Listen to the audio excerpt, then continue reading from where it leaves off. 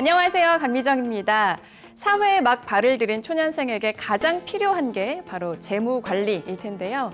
무작정 어렵다고 생각하지 말고 이 강의를 통해서 차근차근 배워가는 시간 가졌으면 좋겠습니다. 함께 재무 관리 방법을 배워볼 두 분 모셨는데요. 안녕하세요. 안녕하세요. 안녕하세요. 이민우입니다. 안녕하세요. 양지은입니다. 네, 반갑습니다.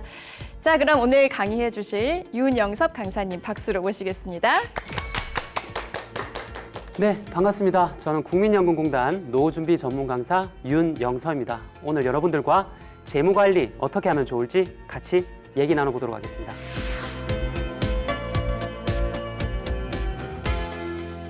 오늘은 여러분들과 2030 세대의 재무교육 같이 한번 진행해 볼 건데요.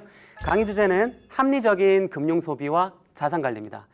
오늘 강의는 크게 4챕터로 나뉘는데요. 이번 첫 번째 강의는 재무관리 같이 한번 해볼 겁니다. 제목은 여러분 코인할래, 재무관리 올인할래인데요. 혹시 오늘 여기 와 있는 게스트분들 혹시 코인 하시나요? 코인. 아니요. 주식 하시나요? 주식은 좀 해요. 좀 하시나요? 네. 혹시 손실을 보시는 편인가요? 아니면 잃는 편이신가요?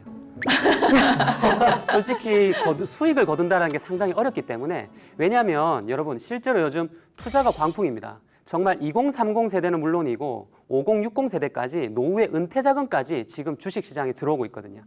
문제는 뭐냐면 현재 가상화폐 거래소에 지금 등록되어 있는 코인 개수만 9,000개입니다. 그리고 한국 거래소에 등록된 주식 수는 2,000개고요. 과연 우리가 투자를 통해서 이 많은 금융 상품 중에 계속 수익을 거둔다는 게 가능할까요? 어려울 것 같아요. 그렇죠. 네. 네, 그래서 오늘 제가 같이 한번 얘기 나눠보려고 왔습니다. 혹시 여러분 이 말을 한 사람은 도대체 누굴까요? 당신의 유일한 목표가 부자가 되는 것이라면 당신은 영원히 이루지 못할 것이다. 자, 바로 이 사람인데요. 자, 여러분 얼굴 보면 아시겠지만 얼굴에 부자라고 적혀있지 않습니까, 여러분? 그죠? 네, 부자는 관상이 다릅니다. 자, 혹시 이 사람 누굴까요? 네, 그죠? 부자죠. 미국의 석유왕, 역대 최고의 자산가인 록펠러입니다. 자, 여러분 이 록펠러의 자산이 어느 정도였냐면요. 여러분 놀라지 마시고 무려 500조 가까이 됐습니다. 이 자산 규모가 어느 정도냐면 여러분, 자, 2020년 포브스가 선정한 세계 부자 순위 1위, 2위, 3위를 합한 것보다 재산이 많았습니다. 엄청나지 않습니까? 자, 그런데 여러분 혹시 이 사람은 이렇게 많은 재산이 있음에도 만족했을까요? 못했을 것 못했을 것 같아요. 기자들이 물어봤어요. 록펠러 씨, 혹시 당신은 이렇게 많은 자산을 가지고 있는데 만족하십니까? 물어보니까 록펠러가 뭐라고 했냐면 이렇게 얘기했습니다. Just a little more. 조금만 더 있었으면 좋겠다. 이게 뭐냐면 여러분, 사람은 돈에 대한 욕심은 정말 끝이 없습니다. 우리가 여러분 한번 생각해 볼 내용도 그거예요. 과연 우리는 어느 정도의 돈을 가지고 있어야 만족할까? 제가 오늘 게스트분인 두 분에게 여쭤볼 건데 복권입니다. 자, 두 가지의 복권 중에 하나를 선택하는 거예요. A라는 복권은 100만 원에 걸릴 확률이 100%고요. B라는 복권은 100만 원이 89%, 500만 원이 10%, 그리고 꽝 1%입니다. 뭘 선택하시겠습니까? 혹시 민우 씨? B 선택하겠습니다. B 선택하시겠습니까? 역시 인생은 한 방이죠. 지은 씨는 뭐 선택하시겠습니까? 저는 A요. A요? 네. 아, 좀 안정적인 네, 타입이시네요. 맞습니다. 그죠? 네. 자, 그럼 제가 질문을 한 번만 더 바꿔볼게요. 똑같습니다. 이번에도 두 가지의 복권인데 이번에 A는 500만 원이 100%, 그리고 B는 500만 원 89%, 1000만 원이 10%, 꽝 1%입니다. 자, 민우 씨 여전히 B 배팅 하시겠습니까? 그래도 B 갑니다. 그래도 B 가십니까? 네. 언제 멈추실 겁니까? 조금만 더. 조금만 더. A little more. 원하시는 금액이 얼마입니까? 조금만 더. 조금만 더, 네. 조금만 더. 네. 여러분, 사람은 이렇게 나뉩니다. 돈을 바라보는 관점도, 투자나 아니면 실제로 자산을 관리하는 방식도 사람마다 다 다릅니다. 과연 여러분, 우리는 어느 정도의 자산이 있어야 과연 만족하는 걸까요? 실제 통계청에서 발표한 자료에 따르면 우리나라 전체 가구의 평균 순 자산이 얼마일까? 자, 놀라지 마시고 여러분, 많지 않습니다. 3.6억 정도 됩니다. 그러니까 아파트가 5억이 있다 하더라도 빚이 2억이면 실제 순 자산은 3억에 불과한 거죠. 혹시 우리나라의 부자의 기준이라고 한다면 솔직히 뭐 명확한 선은 없지만 대략 한 10억 정도라고 봤을 때 순 자산 10억은 전체 국민의 몇 퍼센트 정도 될까요? 10%? 10%? 안 됩니다. 그렇게 많지 않아요. 실제 통계에 따르면 약 7.2% 정도 됩니다. 우리가 중요한 건 뭐냐면 여러분, 돈이 많고 적음이 중요한 것이 아니라 내가 지금 버는 돈을 얼마나 효율적으로 관리하느냐가 중요한 건데, 자, 그렇다면 2030 세대들은 돈을 어느 정도 가지고 있을까요? 자, 20대 분들의 자산을 볼게요. 총 자산은 1억 1,570만 원 정도 되고요. 부채를 공제하고 나면 대략 한 9,700만 원 정도 됩니다. 자, 그리고 30대 한번 볼게요. 30대는 여러분 아무래도 소득 활동을 좀 더 하시다 보니까 자산이 많겠죠. 그래서 총 자산은 한 3억 2,600이지만 부채를 공제하면 약 2억 3천만 원 정도 됩니다.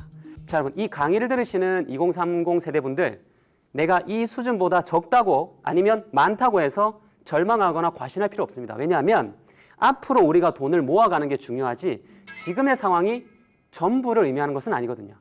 자, 그래서 여러분 우리가 살다 보면 늘 수입이 생기고 지출이 생기는데 우린 살아가면서 얼마를 벌고 얼마를 쓸까?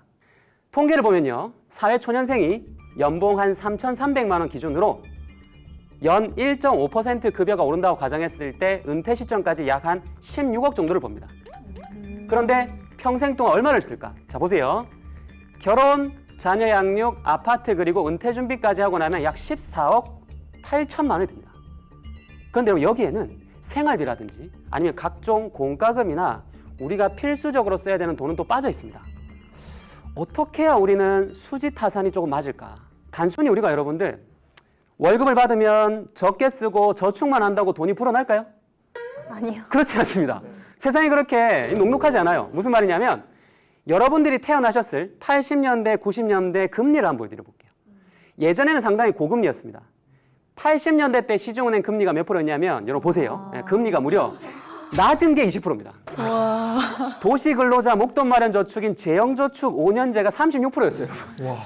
엄청난 금리입니다. 그리고 오늘 게스트 두 분이 아마 90년생이실 것 같은데 90년대 IMF 시기 금리도 여러분 20%입니다. 와.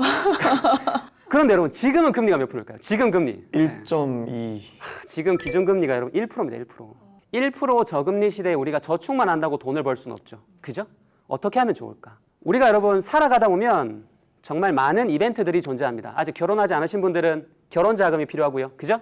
그 이외에도 자녀 양육비, 그다음에 주택 마련, 그다음에 은퇴 준비까지 이렇게 많은 자산이 필요한데 어떻게 하면 우리가 효율적으로 자산을 관리할 수 있을까? 그게 오늘 재무관리 강의의 핵심입니다. 자, 제가 실험을 하나 말씀드리고 결론을 말씀드릴 건데 자, 혹시 여러분 우리 민우 씨나 지은 씨는 차가운 얼음물 속에 손을 담그라고 한다면 몇 초를 견디시겠습니까? 그래도 1, 2분은 1, 2분요? 네, 버틸 수 있을 것 같은데요. 저는. 엄청 차가운데도 1, 2분을 견디겠다. 자, 그럼 네. 옆에 있는 민우 씨, 우리 인생 한 방을 노리는 네, 민우 씨는 안 넣어보셨나 봐요. 한 32초. 32초. 네. 되게 구체적이네요, 그죠? 네. 여러분, 솔직히 이렇게 많이 못 견딥니다. 아마 10초, 20초 이내에 손을 빼실 거예요. 아마 여기 계신 분들도 실제로 금방 손을 빼신다고 할 건데 만약에, 자, 민우 씨, 네. 32초 만에 손을 뺀다고 했는데 고통스럽지만 만약에 1분을 견디면 100만 원을 주겠답니다. 견뎌야죠. 견디시겠어요? 안 견디시겠어요? 견디겠습니다. 당연히 견뎌야죠. 왜냐하면 고통은 중요하지 않습니다. 내가 이루고자 한 목표가 생겼을 때 인간은 고통을 견디려고 한다는 거죠. 오늘 제가 강의에서 말하고 싶은 건 뭐냐면 우리가 살아가면서 발생하는 그 수많은 삶의 이벤트들을 미리 준비하고 내 삶에 있어서 자산 관리를 효율적으로 하기 위해 가장 중요한 것은 재무 목표 설정이죠. 그죠? 재무 목표 설정. 여러분들이 처해 있는 상황에 맞게끔 얼마만큼의 돈이 필요할까를 미리 설정하시는 거. 그래서 재산이라는 건 여러분 하루아침에 눈덩이처럼 불어나지 않습니다. 적어도 10년, 길게는 3, 40년 동안 고생을 해야 벌 수 있는 것이 재산이죠. 그래서 사회초년생 분들이라면 너무 욕심내지 마시고요. 내가 앞으로 꾸준히 능력을 늘리고, 그죠? 그리고 소비를 줄이고 대출을 관리해서 저축하는 걸 늘리되 투자까지 우리가 좀 관심을 기울인다면 우리가 원하는 노후의 든든한 삶 그리고 행복한 삶은 이미 준비한 것과 마찬가지인 것 같습니다.